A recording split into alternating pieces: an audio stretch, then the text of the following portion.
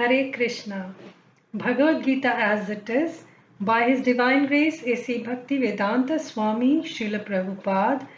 Bhagavad Gita ki Jai, Srila Prabhupada ki Jai. Om Namo Bhagavate Vasudevaya. Welcome to another episode of Bhagavad Gita, reading from the second chapter, contents of the Gita summarized, verse number 17. We are in the battlefield of Kurukshetra and Krishna is advising Arjuna as to what he should be doing. Avinashitu tadvidhi yena sarvamidam tatam vinasham avyavasyasya nakaschit kartumarhati. That which pervades the entire body, you should know to be indestructible. No one is able to destroy that imperishable soul. Purport: by His Divine Grace, A.C. Bhakti Vedanta Swami Srila Prabhupada ki Jai Ho. This verse more clearly explains the real nature of the soul, which is spread all over the body. Anyone can understand what is spread all over the body. It is consciousness. Everyone is conscious of the pains and pleasures of the body in part or as a whole. This spreading of consciousness is limited within one's own body. The pains and pleasures of one body are unknown to another. Therefore, each and every body is the embodiment of an individual soul, and symptom of the soul's presence is perceived as individual consciousness. So the soul is present in the body, therefore the body is conscious. When you say conscious, it means that suppose there is a pinprick on your foot. There's a nail that's pricked your foot. You will know it, because your consciousness is spread all over the body. Suppose there's a pain in your tooth, you will feel it because your consciousness is spread all over the body. You are conscious only of your body. You are not conscious of the pains or pleasures in another's body. So each individual soul is separate. We are conscious of our body. The difference between us and God is that God is conscious of all the innumerable bodies. He's conscious of what's happening in each and every body because He is present in each and every body as Paramatma. So this was about the consciousness. The Shvetashvatara Upanishad says that the soul is 1/10,000 part of the upper portion of the hair point in size. In the 5.9 verse of Shvetashvatara Upanishad, it says, Balagra Shata Bhagasya Shatadha Kalpitasya Cha Bhago Jiva Sa Vijneyah Satchanantyaya Kalpate. Quote, when the upper portion of the hair, upper point of the hair is divided in 100 parts, and again each of such part is further divided into 100 parts, each such part is the measurement of the dimension of the spirit soul. So you can see how minute the spirit soul is. Our soul is, you take a hair and the diameter of the hair you divide into 100 parts, and each part you again divide into 100 part, and such is the size of the soul. So it is the minutest, more than the bacteria and virus, which can be seen under microscope. Under the electron microscope, you can see those minutest bacteria and virus, but the soul is infinitely minute. It's impossible to see under microscope. Therefore, the scientists have conveniently rejected the soul because they can't see it with their material eyes. It's highly sukshma, subtle. Therefore, the soul concept is rejected by the science. Similarly, the same version is stated Keshagrashata bhagasya शतांश सादृशात्मका जीवसूक्ष्म स्वरूपोऽयं संख्यातीतो हि चित्कणा. Quote, there are innumerable particles or spiritual atoms which are measured as 1/10,000th of the upper portion of the hair. So the hair, the end of the hair, if you divide that into 10,000 parts, such is the dimension of the soul. Therefore, the individual particle of soul, spirit soul, is a spiritual atom smaller than material atoms. And such atoms are innumerable. It is very small spiritual spark, and this small spiritual spark is the basic principle of the material body, and the influence of such a spiritual spark is spread all over the body as the influence of the active principles of some medicine spreads throughout the body. This current of spirit soul is felt all over the body as consciousness. And that is a proof of the presence of the soul.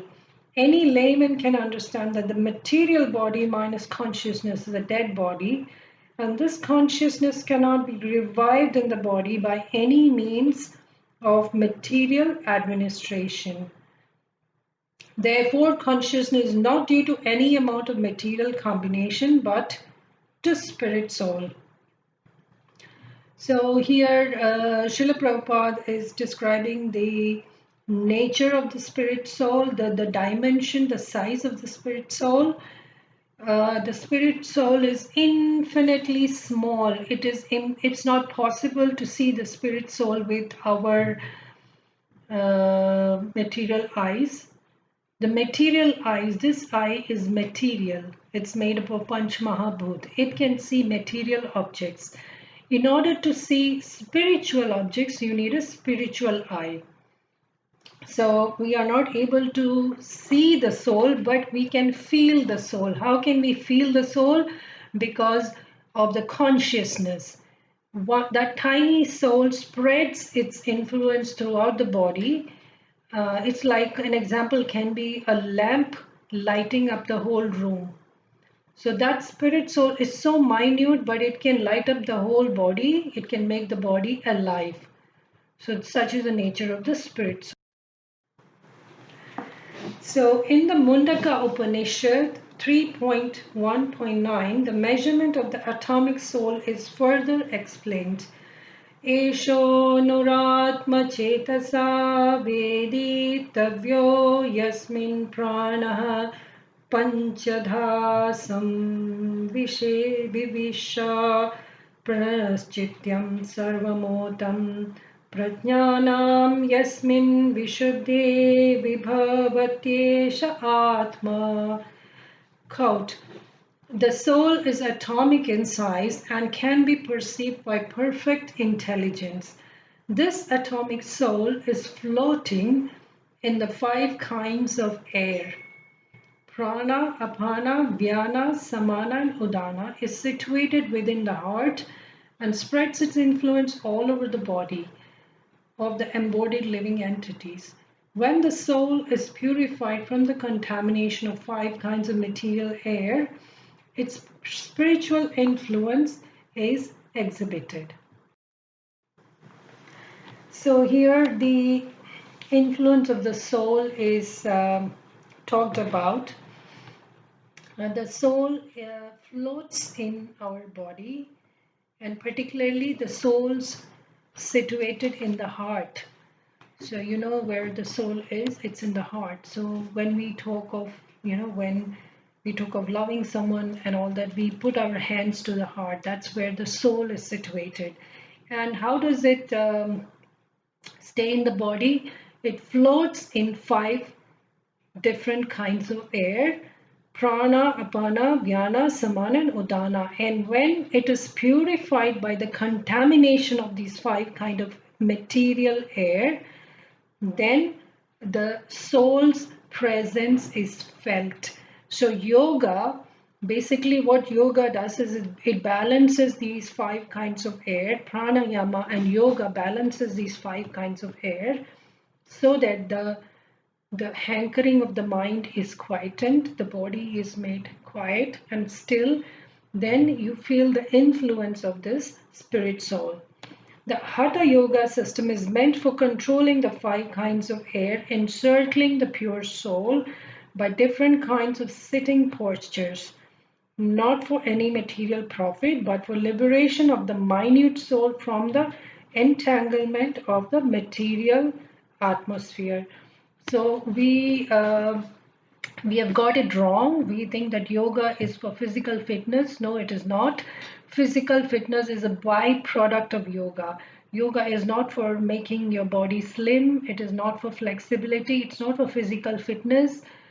It's not for becoming strong and young and all that. Those are all the byproducts of yoga. The main work of yoga, the main function of yoga is to control the 5 kinds of air in our body, which I just mentioned.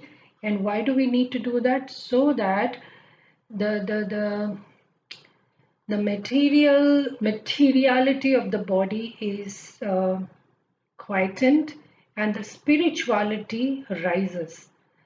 As I said before, we are both material and spiritual. The body is material and our soul is spiritual.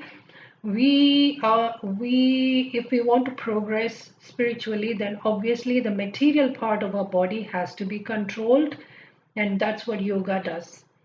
So the constitution of the atomic soul is admitted in all Vedic literatures, and it is also actually felt in the practical experience of any sane man. Only the insane man can think of the atomic soul as all-pervading Vishnu Tattva. So the all Vedic literatures have admitted that the soul does exist, and it can be practically experienced, as I said, if you are practicing yoga. The influence of the atomic soul can spread all over a particular body. According to Mundaka Upanishad, this atomic soul is situated in the heart of every living entity. And because the measurement of the atomic soul is beyond the power of appreciation of the material scientist, some of them assert foolishly that there is no soul. The individual atomic soul is definitely there in the heart along with super soul, and thus all energies of the bodily movement are emanating from this part of the body. So in our heart, the heart is material. It is made up of flesh and blood and all that. Heart is material, but within the heart there are 2 souls. One is our individual soul, Atma, and the other is the Paramatma, super soul. These 2 souls always join together, and regardless of whichever birth we take, these 2 souls go together. And in the Upanishad, a beautiful example is given of 2 birds sitting on a tree. Dva suparna sahuda samaya samanam vriksham parishadate. So these 2 birds are always in the body, these 2 souls.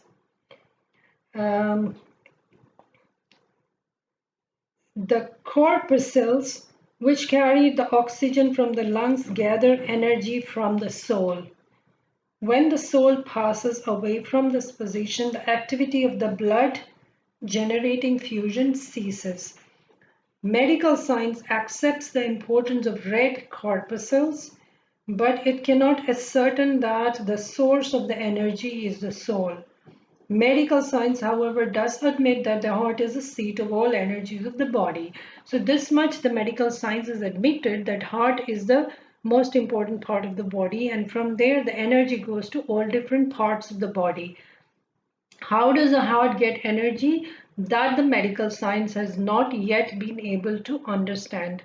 But our Vedic literatures have already said that our soul sits in the heart, and that is what makes the corpuscles carry the oxygen from the lungs. Um, the corpuscles which carry the oxygen from the lungs go to the heart and they get energy from the soul. Such atomic particles of the soul which whole are compared to sunshine molecules. In the sunshine, there are innumerable radiant molecules. Similarly, the fragmented parts of the Supreme Lord are atomic parts of rays of Supreme Lord called by the name Prabha or superior energy. So here the soul particles are compared to sunshine. There is a sun and then there is a sunshine. Sun is one and sunshine is innumerable. It spreads all over the world. So God is one and we, the parts of the God, spirit souls, are innumerable. The the fragmented parts of the Supreme Lord are atomic parts of the rays and are called by the name of Prabha, which is a superior energy. So whether one follows Vedic knowledge or modern science, one cannot deny the existence of spirit soul in the body, and the science of the soul is explicitly described in the Bhagavad Gita by the personality of Godhead himself. So this was verse number 17. In verse number 17, Lord Sri Krishna has explicitly described the nature of the soul and where the soul resides and what is the function of the soul. The science has not been able to understand it yet, but from Bhagavad Gita we know that the soul exists. Thank you for listening. Thank you for being there. Hope you understood something and benefited in some way. If you like the video, please give a thumbs up and please feel free to share it with your friends and family. And do subscribe to the channel. See you next time. Till then, Hare Krishna. Bhagavad Gita as it is. Bhagavad Gita ki jai. Srila Prabhupada ki jai.